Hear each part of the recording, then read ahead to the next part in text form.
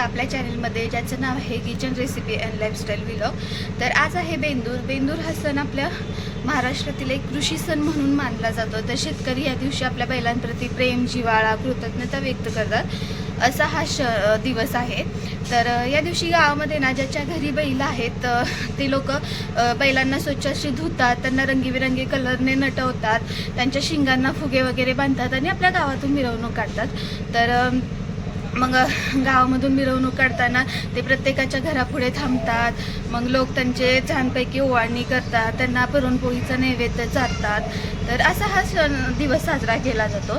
तर अलीकडे आता हे खूप कमी झालेलं आहे, कारण गावामध्ये पण जास्त बैल राहिलेली नाही आहेत, 2-3 वगैरे अशा जोड्या राहिलेल्या आहेत. पण गावाकडेच हे सणांची मजा असते. शहरामध्ये तर आपल्याला हे काय बघायला नाही भेटत. तर मी आपल्या व्हिडिओमध्ये एक छोटीशी क्लिप पण ॲड केलेली आहे आणि शिवाय त्याच्या आमटीची पण पूर्ण रेसिपी शेअर केलेली आहे. त्यामुळे पूर्ण व्हिडिओ बघा तुम्ही हा, आणि कसा वाटतं सांगा, कमेंट करा आणि सबस्क्राईब करा. चला मग बघा व्हिडिओ तुम्ही.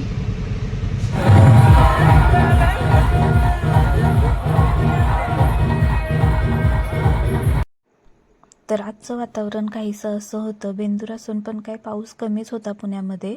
तर नंतरनं सुंदर अशी देवपूजा करून घेतली. देवपूजा झाल्यानंतरनं दिवसाची सुरुवात चहानं झालीच पाहिजे, तर चहा घेतला. चहा झाल्यानंतरनं मग चला आता आपल्या रेसिपीला सुरुवात करूयात. तर इथे मी आता हरभऱ्याची डाळ शिजवून घेतलेली आहे. आता आपण कटाच्या आमटीची तयारी करून घेऊयात. तर त्यासाठी मी खोबरं, लसूण, कोथिंबीर आणि एक कांदा घेतलेला आहे. तो आता आपण चांगला भाजून घेऊयात गॅसवरती.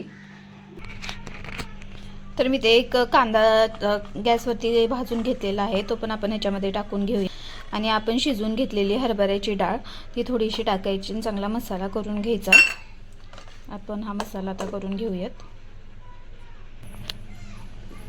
इथे आपला मसाला तयार आहे. चला आता आपण आमटीची तयारी करून घेऊयात.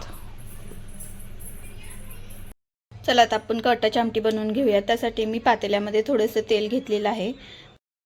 तेल आपलं चांगलं तापलं की त्यामध्ये थोडीशी मोहरी टाकून घ्यायची. मोहरी चांगली तडतडली की त्यामध्ये आपण 1 चमचा एवढं जिरं टाकून घेऊया.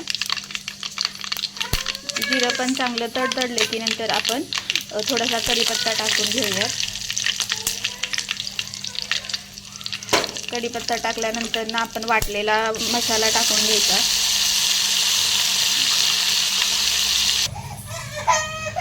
मसाला चांगला आपण तेलामध्ये परतून घेऊया.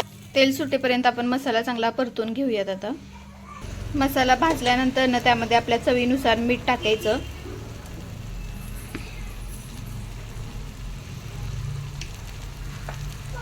थोडेसे मसाले घेतलेले आहेत मी, हळद, गरम मसाला आणि कोरिएंडर पावडर, ती पण टाकून घ्या.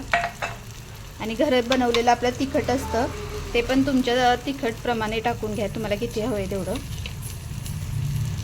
चांगला मसाला परतून घ्यायचा आहे, सगळं एकत्र करायचं. तेल सुटेपर्यंत चांगला मसाला आपला परतून घ्यायचा.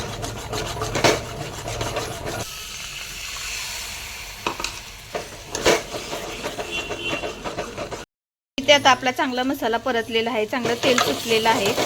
चांगला मसाला परतल्यानंतर ना आता आपण इथं यामध्ये हरभऱ्याची डाळ शिजवलेलं पाणी होतं ते पाणी टाकून घ्यायचं.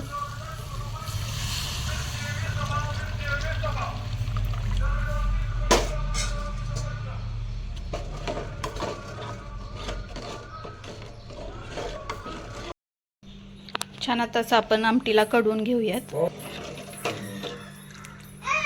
मी 2 माणसांच्या साठीच बनवलेली आहे, त्यामुळे कन्सिस्टन्सी एवढीच आहे.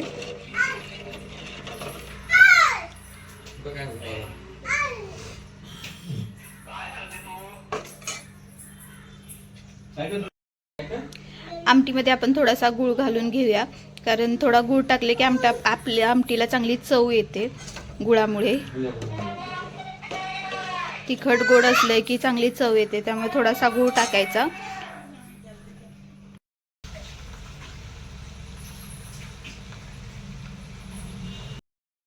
छान अशा आपल्या आमटीला आता उकळी आलेली आहे, बघू शकता तुम्ही.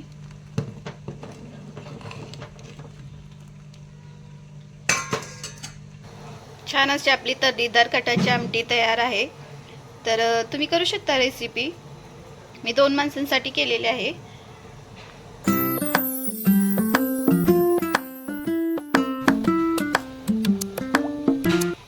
छान अशी आपली पुरणाची पोळी चांगली फुगलेली आहे, चांगली तयार झालेली आहे, बघू शकता तुम्ही.